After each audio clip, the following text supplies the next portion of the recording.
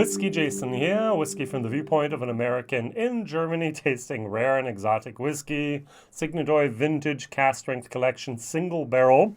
So it's rare and exotic, one of 647 bottles worldwide, 63.7%. This did not go in the barrel, 62% or 62.5 or 63.5.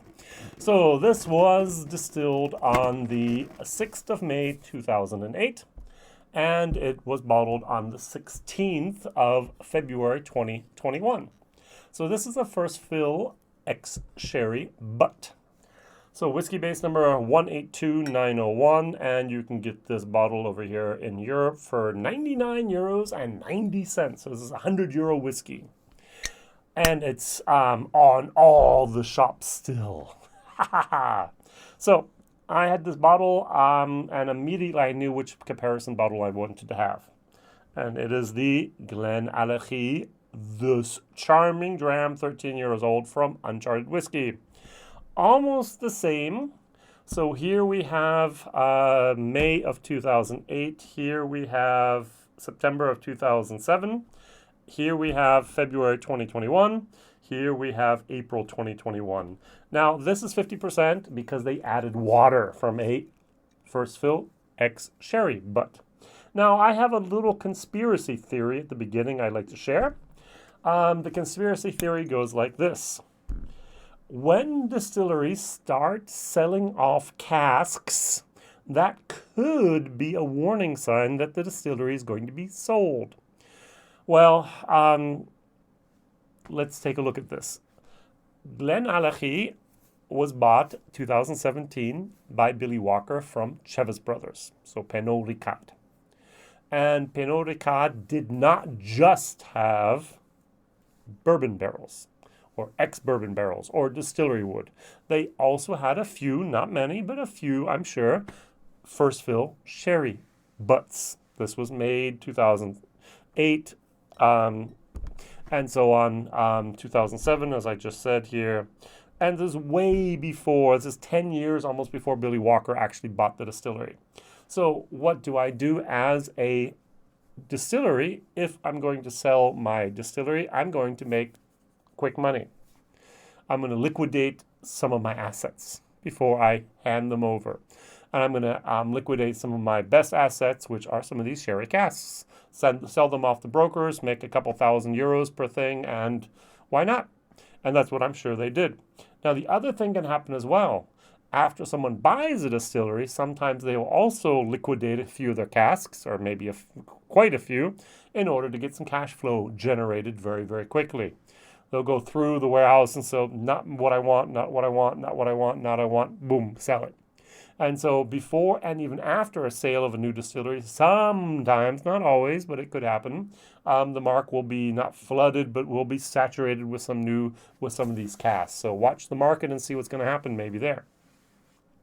All right, so the first thing we notice here is color. So very dark, almost as dark, but not just, all right? So at least for me, I do notice a difference, and I think it has to do purely with the amount of water added. When I talked to the Uncharted people, they said this was all way over 60%. They diluted down to 50%. This is way over 60%. That's the way things go. I think it went into the cask at about maybe 72% or 70%. Who knows? All right. I was a little bit, the word ashamed, I was a little bit sad about the way not the way I did my video review, but I really like those two people that are at Uncharted Whiskey, and my comparison whiskey was just so great. It just outshined this one. That was a little bit of I was sad afterwards. So I decided to give it a second chance. So these are almost very similar, let's say that, and I thought it could be an okay idea. All right, so let's take a look at our Glenallachie. I have no further information.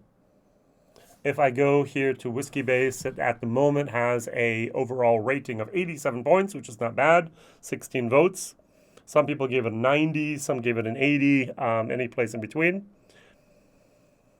And on the nose, I do get a lot of alcohol. and it's going to need a little bit of water because if it's too strong, I'm too weak, and that's the case. So let's just take a little nip.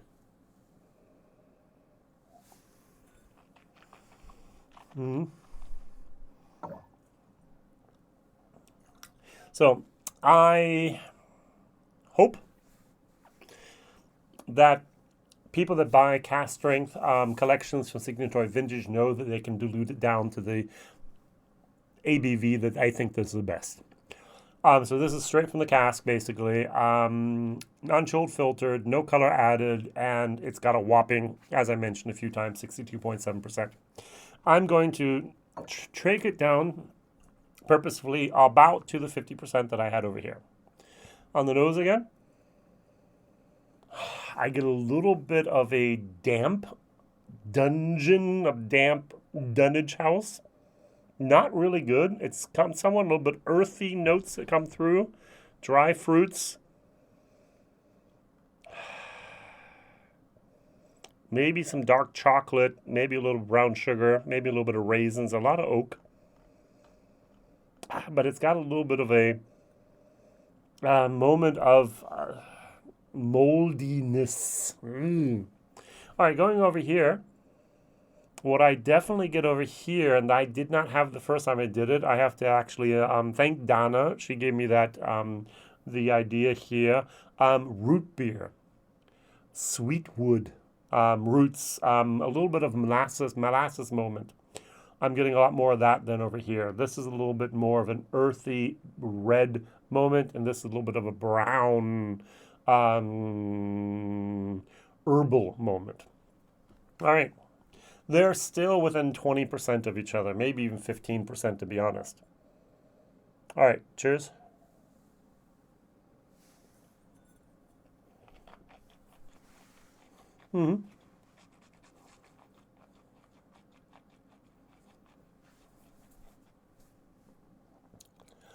50%, got it pretty good. Now, the only problem I have with this, oh, look, it's another sherried whiskey. There's a tiny little bit of for me, a Glendronach has a little bit more mineral, Valley of the Rocks, as well as a little bit of a grapefruit moment. But that sherry overpowers everything. So I complained about a Alte Bein, 20 years old, that they put for 6 months into a fresh sherry cask. That was, stupid. This is a first fill sherry cask, entire maturation 12 years. This is exactly what people want, at least in Germany. They got the color right. Look at the color here. Very dark, very nice. They got the high strength. They got a Glenallachie, which everyone at the moment, at least in Germany, kind of loves. We always liked Glendronach. Now Billy Walker's over with Glenallachie, so this is something that we can have. And by the way, these are going to become rarer and rarer because Billy Walker will not give up any more of his casks, so they're going to be a little bit difficult to get independently bottled Glenallachies in the future. But at the moment, they are on the market and available, especially these types of sherry butts, for a somewhat higher price of €100 here.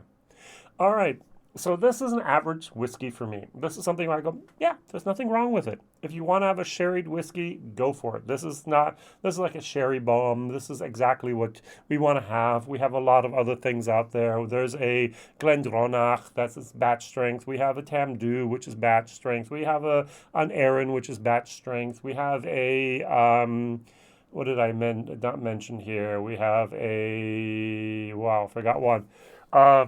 We have a certain amount of batch strength sherry bombs out there that are much cheaper, about half the price. Are they 62%? No. Do they always have an age statement? No. But they're half the price usually. And do they taste better? I don't think that much better. And that's my problem here. It's just not worth €100. Put it on the table, take it home, drink it. I can get almost exactly that same experience with a totally different bottling at a much cheaper price. Personal opinion. 50% from the bottle here, the bottle strength, the drinking strength. Much more of a brown sugar, much more of that root beer, of that a tiny little bit here of that sweet wood moment.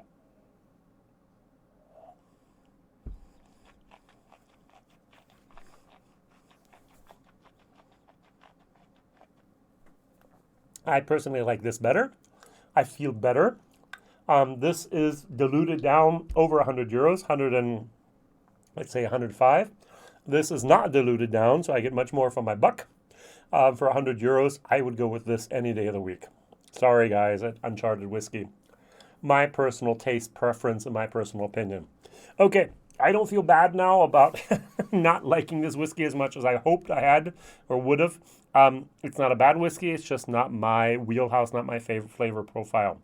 This is more of the standard sherry profile that I prefer, that I like, maybe that I'm used to.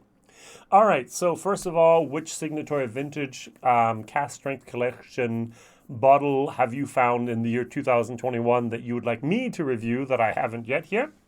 And the second one is what would be your sherry bomb standard? Would it be a Tamdhu? Would it be a Erin? Would it be a Aberlour? Would it be a Glendronach? And I'm totally forgetting one still. Which one would be your favorite sherry bomb?